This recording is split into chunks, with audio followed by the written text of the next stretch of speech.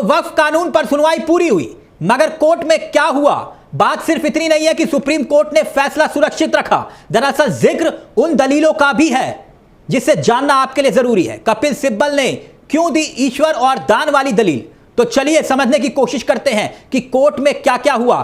3 दिन के भीतर देश के सबसे बड़े मुकदमे पर देश की सबसे बड़ी अदालत में सुनवाई के दौरान जिन एक एक बड़ी दलीलों को रखा गया वो अब हम आपके सामने रखेंगे। मगर सबसे पहले यह जान लीजिए कि वक्फ कानून पर सुप्रीम कोर्ट में चल रही मैराथन सुनवाई अब पूरी हो चुकी है, यानी कि गुरुवार को 3 दिनों तक चली सुनवाई के बाद सुप्रीम कोर्ट ने फैसला सुरक्षित रख लिया है। यानी अब सुप्रीम कोर्ट यह तय करेगा कि वक्फ कानून पर अंतरिम रोक लगाई जाए या फिर नहीं।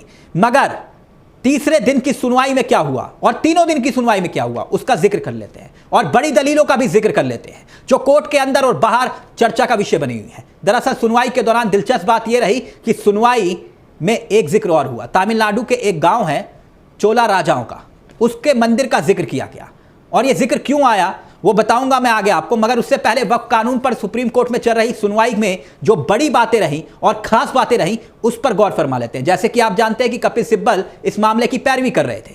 उन्होंने वक्फ बिल पर सुनवाई पर अपनी बड़ी बड़ी दलीलों को रखा और उसी पर गौर फरमाते हैं क्योंकि सबसे ज्यादा उन्हीं की मजबूत दलीलों का जिक्र किया जा रहा है जिस पर मोदी सरकार कुछ बैकफुट पर दिखाई दी। दरअसल कपिल सिब्बल ने यह कहा कि यह प्रावधान असंवैधानिक है, यानी कानून का जिक्र। जांच की कोई समय सीमा तय नहीं है, इसमें 6 महीने या इससे अधिक भी लग सकता है। किसका कह रहे हैं? वक्फ कानून को लेकर। तब तक मुस्लिम समाज का उस प्रॉपर्टी से अधिकार खत्म हो जाएगा। कपिल सिब्बल ये कह रहे हैं जो दलील थी, जो महत्वपूर्ण दलील थी, वो संपत्ति वक्फ की है या नहीं इसके निर्धारण की कोई प्रक्रिया सुनिश्चित नहीं है। निर्धारण सरकार को ही करना है। निर्धारित होने के बाद राजस्व रिकॉर्ड में बदलाव भी किया जा सकता है, यह बड़ी बात थी। और निर्धारण की प्रक्रिया निर्धारित नहीं है, यह पूर्णतः मनमाना है। दरअसल कपिल सिब्बल अपनी इस दलील में उदाहरण भी देते हैं। उन्होंने जो उदाहरण दिया आप उस पर गौर फरमाइए। उन्होंने कहा कि भाई जम्मू कश्मीर यहां पर एक वक्फ की जो जमीन है वो पंजीकृत है, यूपी में 0। अब कल्पना कीजिए कि लखनऊ में इमामबाड़ा खत्म हो जाए। यह बहुत बड़ी बात कपिल सिब्बल ने कही। कपिल सिब्बल की ऐसी दलीलों पर जो सॉलिसिटर जनरल थे तुषार मेहता कुछ असहज दिखाई दिए और तुषार मेहता ने कहा कि अदालत को घुमाया जा रहा है, गुमराह किया जा रहा है। अब इस पर कपिल सिब्बल सामने आए। उन्होंने कहा कि आप सभी तो बयान देते हैं और कहते हैं कि हमने अदालत को गुमराह किया, यानी कि सीधे तौर पर सरकार का पक्ष रख रहे तुषार मेहता बैकफुट पर आए। कपिल सिब्बल की मजबूत दलीलें एक के बाद एक कोर्ट के भीतर गूंज रही थी। सवाल यह भी था और बहुत महत्वपूर्ण प्रश्न था जो कपिल सिब्बल ने उठाया। कहा कि यह महत्वपूर्ण प्रश्न यह कि वक्फ बाय यूजर है क्या? 1954 में पहली बार कहा गया कि मुतवली उस तरह का व्यक्ति नहीं है जो रजिस्ट्रेशन कर सके। फिर सर्वेक्षण की बात कही गई। 1995 के अधिनियम पर पूरी प्रक्रिया है लेकिन कुछ नहीं किया गया। यह राज्यों का काम है, मुतवली का नहीं है। चलिए अब आते हैं उस दलील पर जब वक्फ कानून की सुनवाई के दौरान सुप्रीम कोर्ट में दान का जिक्र किया गया। इसे भी आपको ध्यान से सुनना चाहिए। दरअसल कपिल सिब्बल ने केंद्र के इस तर्क का खंडन किया कि वक्फ इस्लाम का अभिन्न अंग नहीं है। उन्होंने कहा दान इस्लाम के 5 महत्वपूर्ण सिद्धांतों में से एक है। वक्फ दान से अलग है क्योंकि इस्लाम में यह अन्य धर्मों से अलग है। दान समुदाय के लिए है लेकिन वक्फ अल्लाह के लिए है। केंद्र का तर्क है दान सभी के लिए, एक के लिए है।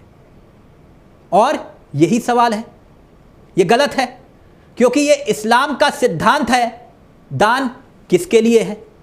परलोक के लिए है। यह बात सीधे तौर पर कही गई। फिर इसके बाद चीफ जस्टिस ऑफ इंडिया ने कहा यह सभी धर्मों का अभिन्न अंग है। फिर कपिल सिब्बल ने कहा लेकिन यह ईश्वर के लिए दान नहीं है, एक बार वक्फ हो जाने पर हमेशा के लिए वक्फ ही रहता है।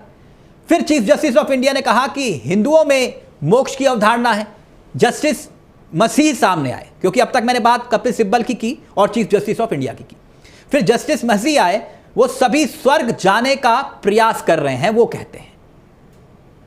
कपिल सिब्बल ने कहा कि वक्फ करना इस्लाम का अभिन्न अंग है। इस्लाम के 5 सिद्धांतों में अल्लाह पर इमाम जिसका जिक्र किया गया, हज का जिक्र किया गया और साथ साथ जकात का जिक्र किया गया, नमाज का जिक्र किया गया, रोज़ा का जिक्र किया गया, तो ये सब बातों का जिक्र किया गया। यही वक्फ के जरिए होता है। परलोक सुधारने के लिए अल्लाह के नाम पर दान दिया जाता है, जो कपिल सिब्बल ने दलील रखी।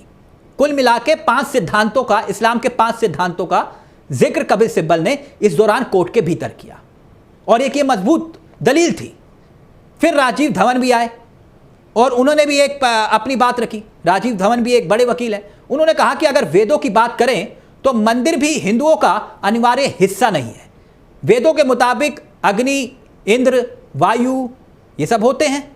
मुस्लिम पक्ष के लिए राजीव धवन ने यह कहा कि वेदों के मुताबिक मंदिर भी हिंदू धर्म के लिए अनिवार्य अंग नहीं है। वह तो प्रकृति की पूजा करने का वहां पर प्रावधान है, अग्नि की, जल की, वर्षा की। हम उन्हें देवता मानते हैं, पर्वत, सागर सब देवता मानते हैं।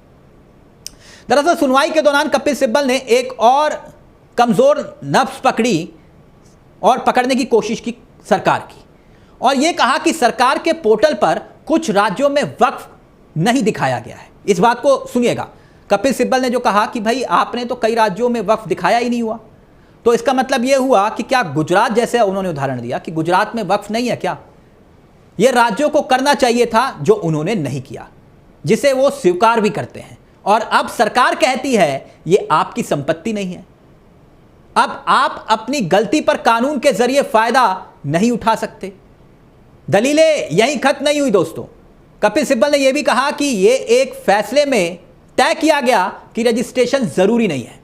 ऐसे में अगर वक्फ रजिस्टर्ड नहीं है तो कोई कानून यह कैसे कह सकता है कि वक्फ बाय यूजर द्वारा किया गया वक्फ वैध नहीं है? चीफ जस्टिस ऑफ इंडिया ने पूछा कि आप कह रहे हैं कि एक सीधा फैसला है कि वक्फ का रजिस्ट्रेशन जरूरी नहीं है। कपिल सिब्बल ने कहा हां, क्योंकि साक्ष्य के नियम को कानून के माध्यम से यह कहते हुए खत्म नहीं किया जा सकता कि अगर आपने पंजीकरण यानी रजिस्टर नहीं करवाया तो आप वक्फ नहीं हो सकते। सवाल बड़े थे और सुनवाई के दौरान दिलचस्प बात, जिसका जिक्र मैंने पहले भी किया, वो भी यहां पर जरूरी है कि तमिलनाडु के एक गांव है और गांव का जिक्र किया गया। गांव चोला राजाओं का जिक्र है इसमें, जहां पे चोला राजाओं के द्वारा एक मंदिर बनाया गया, उसका जिक्र किया गया। और दरअसल एक महिला वकील ने तमिलनाडु के एक गांव में चोला राजाओं के बनाए 1500 साल पुराने मंदिर का यह जिक्र किया, लेकिन पूरे गांव को ही वक्फ घोषित कर दिया गया।